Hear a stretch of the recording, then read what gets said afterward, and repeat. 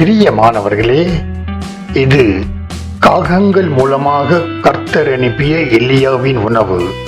இன்றைய எலியாவின் உணவு, என் ஆத்துமாவே கர்த்தரை துதி. கர்த்தர் நல்லவர் என்பதை ருசித்து பாருங்கள். அவர் மேல் நம்பிக்கையாய் இருக்கிற மனுஷன் பாக்கியவான்.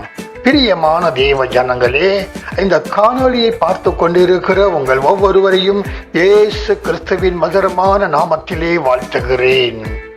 146வது சங்கீதத்திலிருந்து 150வது சங்கீதம் வரை உள்ள 5 சங்கீதங்களும் அல்லேலூயா என்று ஆரம்பித்து அல்லேலூயா என்றுதான் முடிகிறது.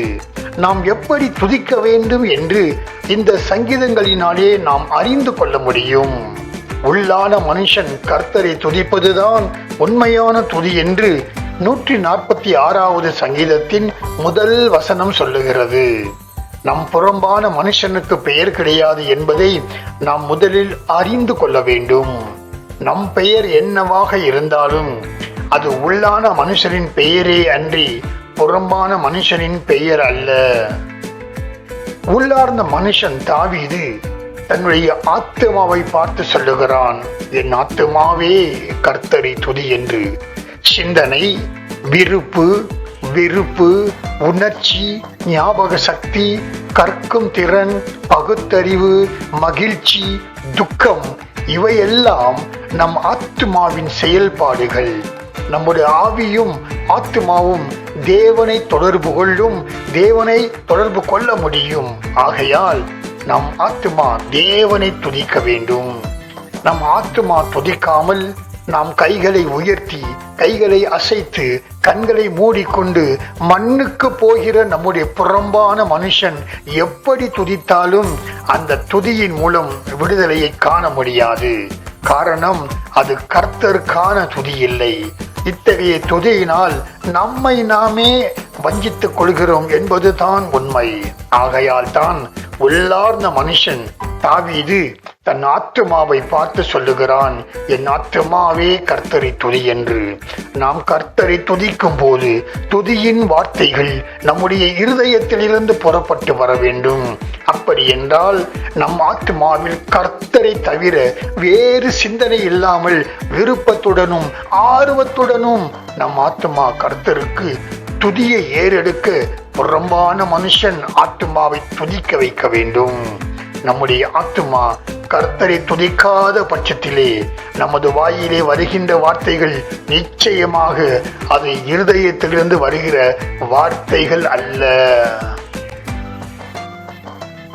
பிரியமானவர்களே, உயிருள்ளவனே தேவனை துதிப்பான் என்று வேதம் சொல்லுகிறது. மனுஷனுடைய ஆவி சரீரத்திலிருந்து பிரியும் வரைத்தான் ஆத்துமாவால் துதிக்க முடியும். ஆகையால் தான் என் ஆத்துமாவே கர்த்தரை துதி என்று தாவீது சொல்லுகிறான். மேலும் நான் உயிரோடு இருக்கும் மட்டும் கர்த்தரை துதிப்பேன் என்றும், உயிரோடு இருக்கும் வரை என் தேவனை கீர்த்தனம் பண்ணுவேன் என்றும் பொருத்தனை செய்கிறான்.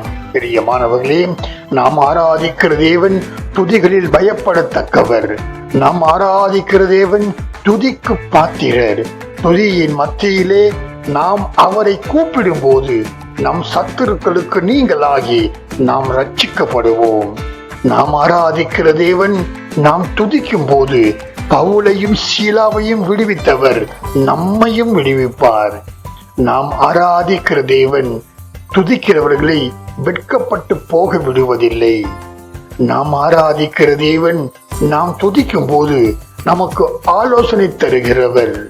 நாம் ஆராதிக்கிற தேவன் நாம் துதிக்கும் போது நம்மை அபிஷேகித்து நம்முடைய கொம்பை உயர்த்த வல்லமையுள்ள தேவன்.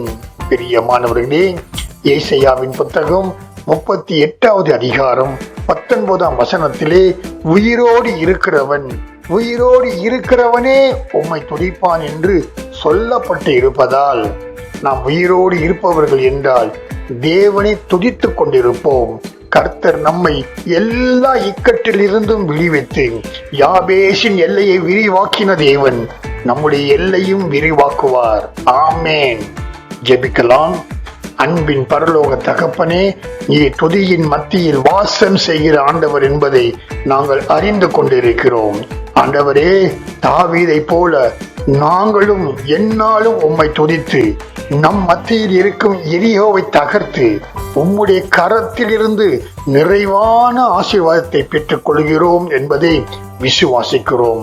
தொடர்ந்து உமது ஜனங்களான எங்களை வழிநடத்துவீராக. இயேசுவின் நாமத்தில் ஆமேன். கிறிஸ்துவுக்குள் பிரியமானவர்களே, இந்த காணொலியை பார்த்த உங்களையும் உங்கள் குடும்பத்தையும் தேவன் தாமே அபரிமிதமாக ஆசீர்வதிப்பாராக. ஆமேன்.